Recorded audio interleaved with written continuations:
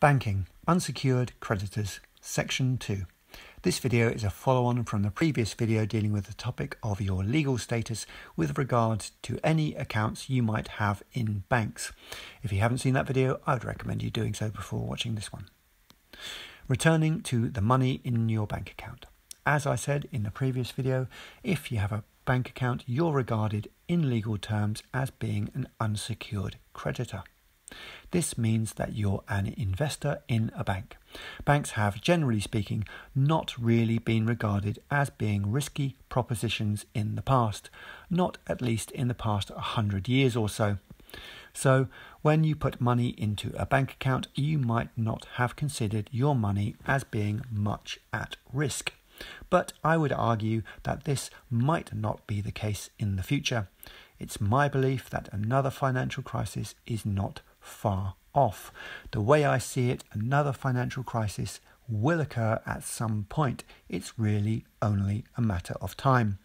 So the question is, what would happen to your bank and your bank account in the event of a financial crisis? It could be that your bank gets into trouble and the board members of the bank will turn to you for help. During the financial crisis of 2007-2008, there were bailouts for the banks. In the next financial crisis, there could well be bail-ins.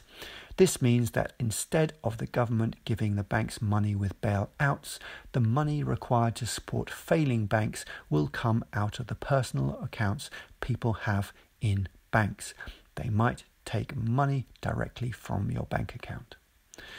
I refer you to a video I made entitled Banking, Bailouts and Bail-ins to get more of an understanding on this matter. The issue is, because you are regarded as an unsecured creditor, in the event of something bad occurring with the bank, you have no recourse to claim any assets as collateral.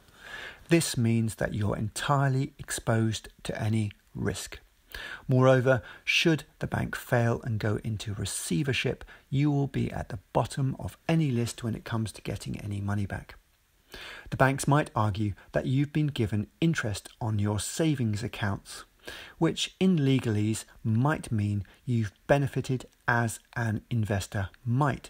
They might see this interest as a yield. I do not speak about this with any degree of certainty. This is just speculation on my part. I don't know if I'm right or wrong, but perhaps it should be a consideration of yours. Also, there is supposed to be insurance or some kind of guarantee up to a certain amount for money that is deposited in banks. But if the banks get into serious trouble, I wonder how the governments will fare. The governments struggled in the last crisis. The next one is likely to be far worse. The governments could find themselves in difficulty. The US government has been regarded as being safe in the past, but that might not be the case in the future.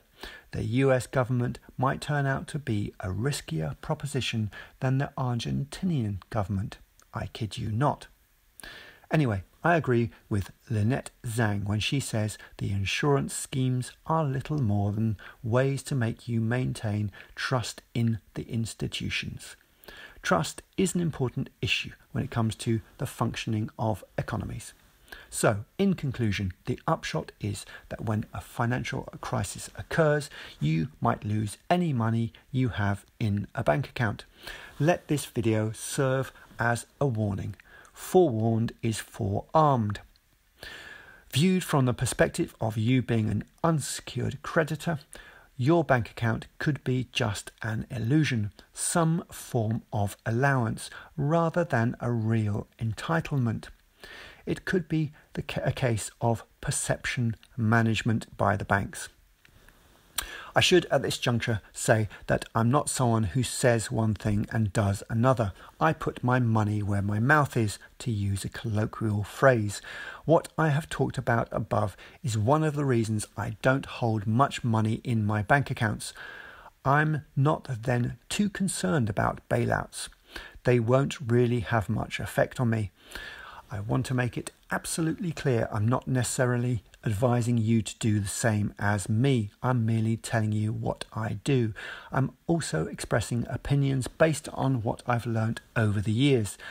As I've made clear in previous videos, what I've said does not amount to financial advice. Please don't do anything based on what I say without having done some research of your own and then carefully considered things.